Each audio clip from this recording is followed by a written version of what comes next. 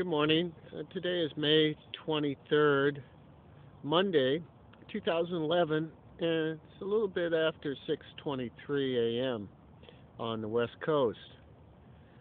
What I would like to talk to the people of the United States today is about gas prices. Gas prices seem to be a topic of everybody. They have little contests like at Lucky Stores and Save Mart on called rewards. You can go and scan a reward card and mount up all your money in the rewards, and then you can save as much as 5 cents or 10 cents on a gallon when you buy your gas. So that's their way of chipping in of possibly a tanker that they found and they were able to negotiate some kind of contract with. And that's being done through Shell Oil. Now that's one area you can probably save some money on gas, but that's looking at 10 cents a gallon. We went as high as about $4.44 a gallon in some places, and some places went up closer even to $4.50 a gallon. There may be some others out there that went higher. In the United States, we are part of OPEC as 1/11th of the princes of OPEC, and that's down through the Royal Line of Porter. But that doesn't give us any big kind of cut in pricing of gas. It does give us access to the oil fields that we do get access and we're able to get the oil from. Now South America is part of OPEC also, but they're called a jobber. A jobber means that they do most of the tanking and they do the hard labor that's involved, and a lot of times we have to pay a little bit more for our fuel because they have to job it. And they come in with their tankers, and that's South America area is Caracas, and that's Venezuela that is the one that's part of the jobber. They were part of 1/11th, but then they got into a royal line that they couldn't prove, and so then they had to move down to jobbers. But they do fine. Now that's the United States access to the oil is through OPEC, and we agreed with OPEC. Various administrations have talked about going into areas of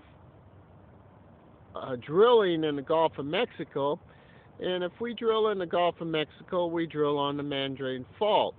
The Mandrain Fault is a large fault that goes down the Mississippi River, that forms the Mississippi River, and it goes into a large caldera that centers into the Gulf of Mexico. There's nothing wrong with drilling in the Gulf of Mexico as long as we stay on the shelf that is the closest to our continent, and preferably on the western side of the Mississippi.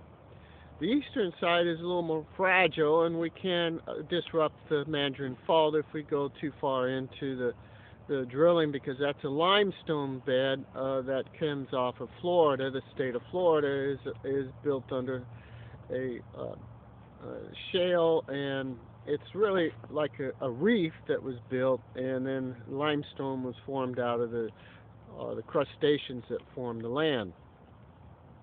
So that's a little bit about the drilling areas in the Gulf of Mexico. The drilling areas along the Pacific, again, we have the fault line of the San Andreas.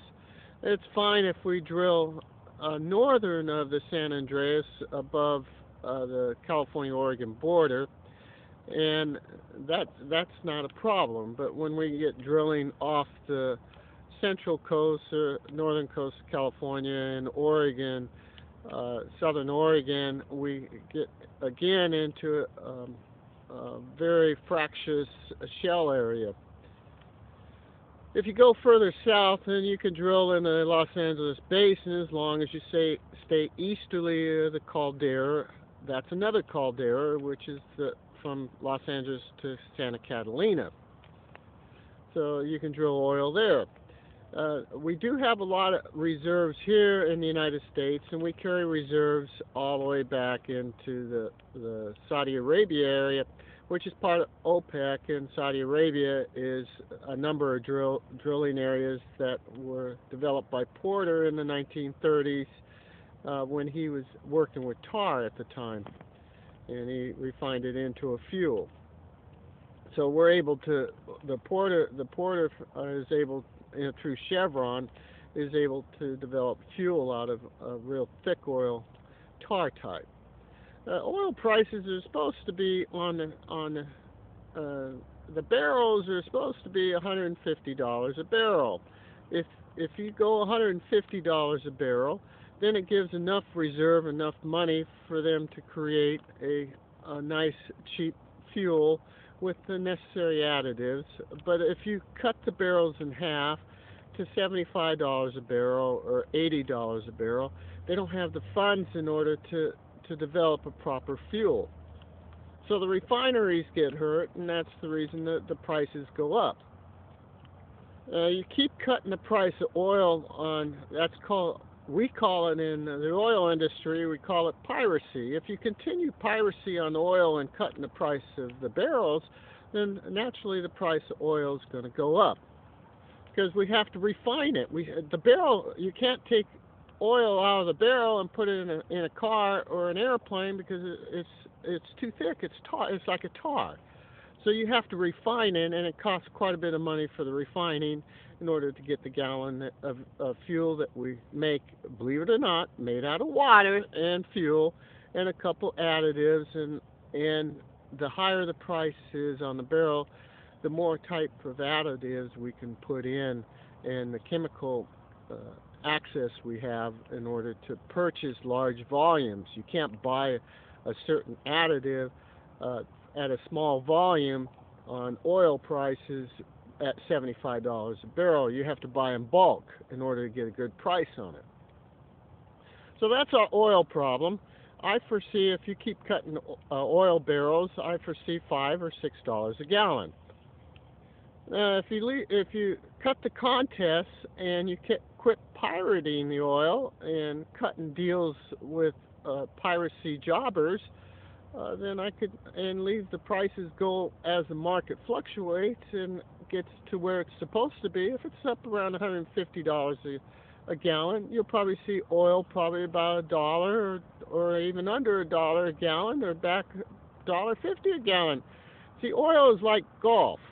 The one who wins the prize in golf is the one who gets the lower score.